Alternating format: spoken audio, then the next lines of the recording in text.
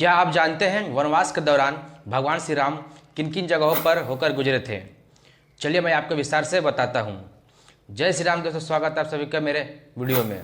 चलिए समय न बर्बाद करते हुए वीडियो को आगे बढ़ाते हैं।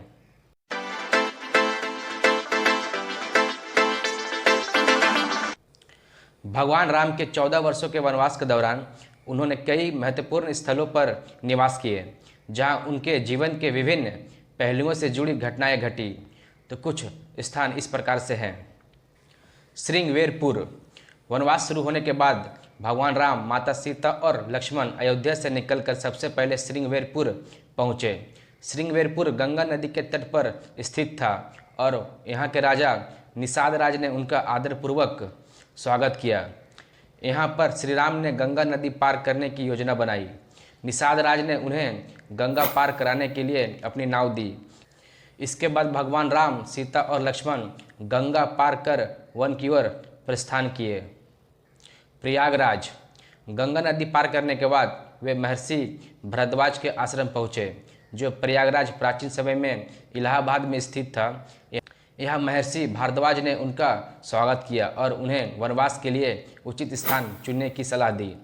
महर्षि भारद्वाज ने राम को चित्रकूट पर्वत पर निवास करने का सुझाव दिया, क्योंकि वह स्थान शांत और प्राकृतिक सौंदर्य से भरपूर था।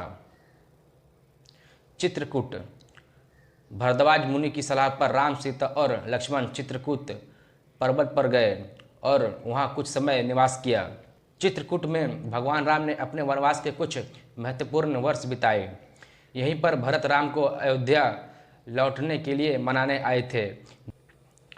भरत ने राम को पिता राजा दशरथ की मृत्यु की सूचना दी और कहा कि अयोध्या का सिंहासन उनके लिए प्रतीक्षारत है।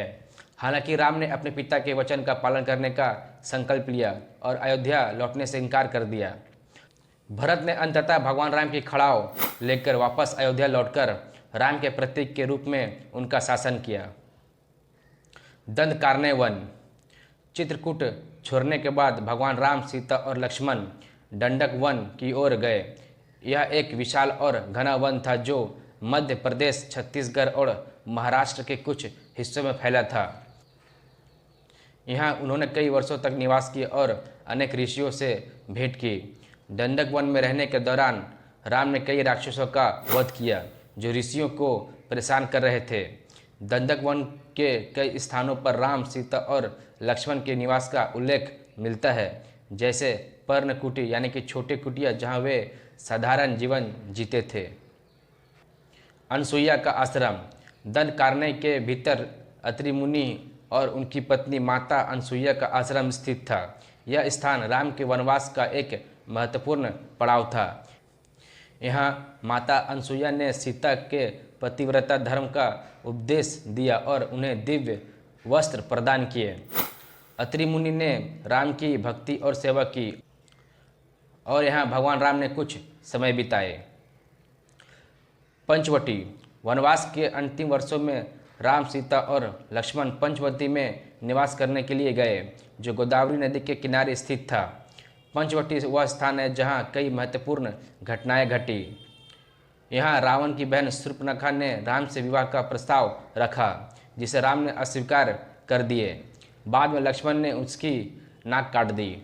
इसके बाद रावण ने सीता का हरण करने की योजना बनाई। उसने मारीच को सोने का हिरण बनाकर भेजा, जिसे पकड़ने के लिए राम गए। राम के पीछे जाने के बाद रावण ने साधु का रूप धारण कर सीता का हरण कर लिया। यहीं पर लक्ष्मण ने सीता की सुरक्षा के लिए लक्ष्मण रेखा खींची थी। शबरी का आश्रम। सीता हरण के बाद राम और लक्ष्मण उनकी खोज में शबरी के आश्रम पहुँचे, जो पंपा सरोवर के पास स्थित था। शबरी एक वृद्ध भक्त थी, जिसने वर्षों तक राम के दर्शन की प्रतीक्षा की थी। यहाँ शबरी ने राम को जूठे बैर खिलाए, जो उनके प्रति उसकी असीम भक्ति का प्रतीक था।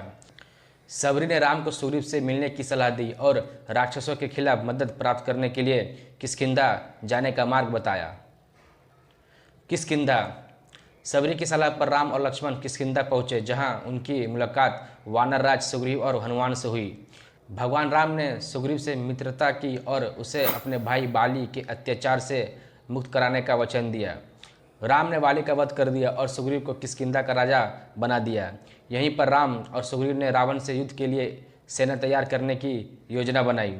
हनुमान और अन्य वानर सैनिकों ने सीता की खोज के लिए पूरे दक्षिण भारत में खोज अभियान चलाया। ऋष्यमुख पर्वत। किष्किंधा के पास स्थित ऋष्यमुख पर्वत वह स्थान है जहां हनुमान और सुग्रीव निवास करते थे। यहीं पर हनुमान ने पहली बार भगवान राम और लक्ष्मण से भेंट की थी।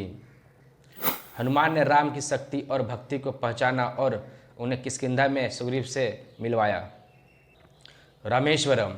लंका जाने से पहले रामेश्वर वह स्थान था जहां भगवान राम ने समुद्र पार करने के लिए शिवलिंग की स्थापना की और भगवान शिव की पूजा की। उन्होंने शिव से आशीर्वाद मांगा ताकि वे समुद्र पार कर सके और रावण का वध कर सके।